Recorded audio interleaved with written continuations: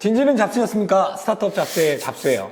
오늘은 우리 20대 분들만 보세요. 30대 이후로는 다 그냥 이거 닫아도 돼요. 안 봐도 돼요. 20대 분들 중에서도 창업, 스타트업을 계획하고 계신 분들 아니면 하고 계신 분들은 어쩔 수 없죠. 이미 발을 담갔어. 역경을 꼭 이겨내세요. 네. 이 얘기를 던져주고 싶고, 이제 계획하고 계신 분들한테는 요 안을 제시를 하고 싶어요. 아직은 뛰어들지 마세요. 아직은 창업하지 말고 스타트업에 입사를 하세요. 내가 계획했던 아이디어들, 이런 것들은 지금 아직 현 사회에서 보기에 가다듬어지지 않았을 수 있어요. 나의 지금 역량도 그렇고. 그거를 지금은 스타트업에서 개발해야 되는 때입니다. 왜 지금 20대들은 스타트업에 들어가서 일을 해야 될까에 대해서 좀 초점을 맞춰보겠습니다. 첫 번째로는 내가 일단 망하지가 않아요. 이제 저도 스타트업을 하는 입장이지만, 이제 만약에 직원이 있잖아요. 직원의 리스크는 직원의 실패 사례로 잡히지는 않아요. 이거는 내가 망하진 않아, 직원이. 하지만 대표는 한번 망한 사례가 생기기는 하죠. 그리고 거기에 어떤 채무 관계나 어떤 이런 게 생길 수 있죠. 그런 위험이 이제 가장 큰 건데, 스타트업에 팀으로 들어갈 때는 일단 그 리스크는 없어요. 물론 안 좋죠. 내가 들어간 회사가 망하면 슬프고 그렇기는 한데, 직접 망해보지 않고 고난과 역경 이런 것들을 극복해 나가는 과정을 겪을 수가 있다. 이게 사실 가장 큰 거예요. 이거를 일반 기업이나 특히 공무원에서는 더더욱 얻을 수가 없고, 스타트업에 가면은 내가 팀원으로만 들어가도 이 간절함, 고난들을 함께 느낄 수가 있어요. 그러니까 코스프레하라는 건 아닌데 어쨌거나 이게 되게 중요한 경험이다. 그리고 난 이거를 이겨내기 위해 진짜 나의 역량을 끌어올리는 거죠. 이게 바로 스타트업인 거죠. 그래서 그게 저는 첫 번째고, 두 번째는 변화를 만드는 거예요. 변화. 우리가 스타트업에 뛰어들자마자 제일 먼저 깨닫게 되는 것은 우리가 하는 모든 일들의 변화를 만든다는 거예요. 되게 거창하죠. 그러니까 그게 바로 스타트업 정신인 거죠. 내가 진짜 세상을 뒤엎어 버리겠어. 이게 스타트업 정신이거든요. 사회적 문제를 해결해내려는 거, 변화를 꾀할 수 있다는 거, 얼마나 의미 있어요. 변화를 만들 수 있다는 게 두 번째고, 이제 세 번째, 빠르게 성장이 돼요. 나의 기술력, 역량, 그리고 책임감 또한. 무책임할 수가 없어요. 스타트업 필드에서는 그냥 고스란히 다 내 책임이에요. 대표가 가장 클 수 있겠지만. 그래서 우리 스타트업에서 일하시는 분들은 전천후 플레이어가 될 수밖에 없어요.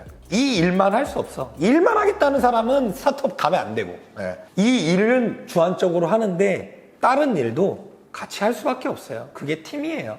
전체를 생각할 수밖에 없어. 이 스타트업이, 그러니까 내가 이 일만 잘하면 되는 게 아니라 이 회사가 큰일 나면 어떻게 해야 될지를 생각을 하게 되니까.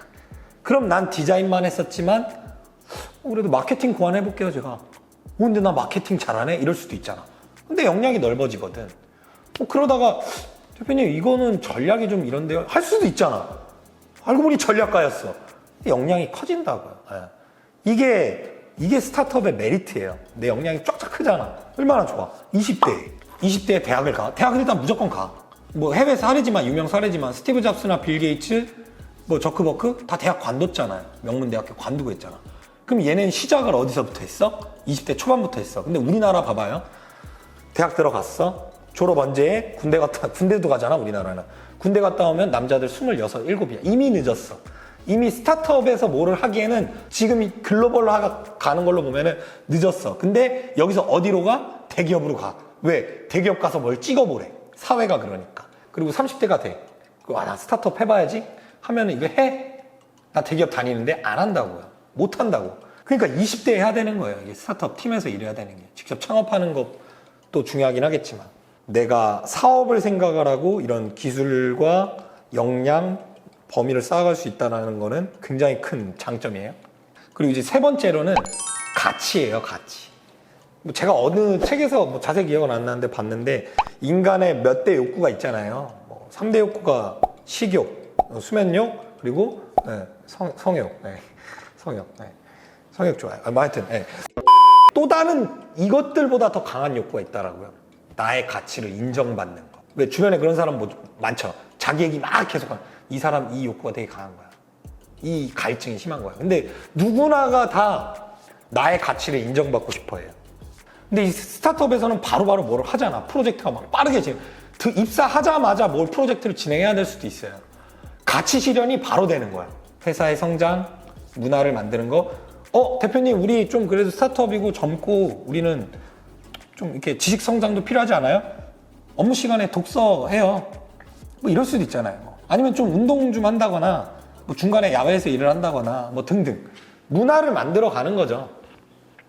뭐 이런 것들을 바로바로 할 수 있다라는 게 될 수 있고. 5번째는 진취적인 이제 팀과 일을 할 수 있다. 이제 내가 스타트업에 입사를 했듯이 여기에 있는 팀들도 그러하다라는 거죠. 나의 열정, 내가 추구하는 거, 가치를 실현하고 싶은 거, 세상을 바꾸고 싶은 거, 이러한 사람들이 모여있는 곳이 스타트업이에요. 하루에 가족보다 오래 있는 시간이 일을 하는 사람들인데 이 사람들이 어떠냐도 되게 중요한 요소지 않습니까?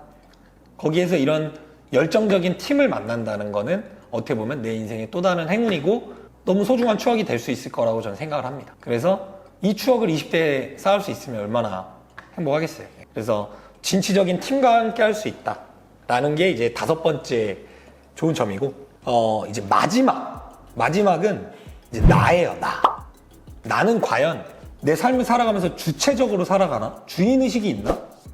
아니, 좀 툭 까놓고 얘기해서 제가 보는 대다수의 사람들 노예근성이 강해요. 노예근성. 뭐냐면 어디에 종속되기를 바래요. 종속되어서 그냥 뭐 시켜줘서 거기에 주어진 거 하고 이런 경우들이 많은데 주체적으로 살아갈 필요가 있는 거죠. 주인의식을 갖고.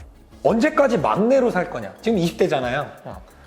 막내 시기가 쭉 갈 것 같지만 금방 또 이제 나는 선배 자리에 오게 되고 어느 순간 30대 되고 이렇단 말이죠. 나의 사고 자체가 커가는 거죠. 어른이 된다.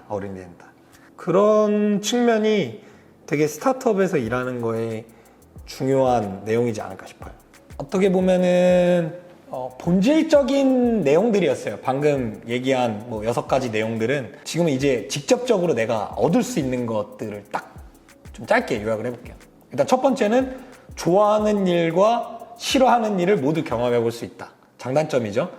근데 내가 싫어하는 거를 놓고 살아갈 수는 없어. 그러니까 이거를 빨리빨리 경험하는 게 나을 수 있어요. 내가 뭐 싫어하는지 빨리 깨닫고 뭘 좋아하는지 빨리 알아갈 수 있는 거, 이게 첫 번째. 그리고 분위기가 전반적으로 스타트업은 자유롭고 수평적이에요. 뭐 마카라는 이런 수평적인 거보다는 어느 정도 그래도 얘기를 해서 합을 빠르게 맞춰 나가야 되는 조직이다 보니까 그런 특징들이 있어요. 그리고 이제 마지막으로 가장 큰 거는 성공했을 때의 보상이 있다. 진짜 껌딱지 말할 때 회사에 내가 있었는데 이 회사가 이렇게 커졌어. 내가 보상이 없을까요? 거기에? 여기에 내가 기여를 했는데 그걸 없게 하는 데들도 있을 수 있어요. 스타트업 대표들이 그게 없으면은 이건 위험한 거예요. 어쨌거나 일반적으로는 스타트업이 컸을 때 큰 수익을 받을 수 있다. 대표적인 사례가 최근에 토스의 1억 스톡옵션 전 직원에게 준 거예요. 이게 일반 대기업에서 나올 수 없는 액션인 거잖아요. 아마 더 작은 조직에 들어갔던 스타트업이 성공을 했을 때는 더 큰 수확이 있을 거예요. 뭐 그런 걸 기대할 수 있다. 오늘은 이제 20대 스타트업에서 일해봐라. 역량을 쌓아봐라. 그러면 30대 이후 나는 그 누구보다 강해져 있을 거다. 그게 부가 됐든 역량이 됐든. 이 주제를 다뤄봤고 이제 다음 편에서는 그럼 난 어떤 스타트업을 만나야 될까? 어떤 대표를 만나고 어떤 팀을 만나야 될까? 그거를 선택하는 법, 뭐 어떤 기준을 둬야 되나? 그거에 대해서 다뤄보도록 하겠습니다. 구독, 좋아요, 꾹!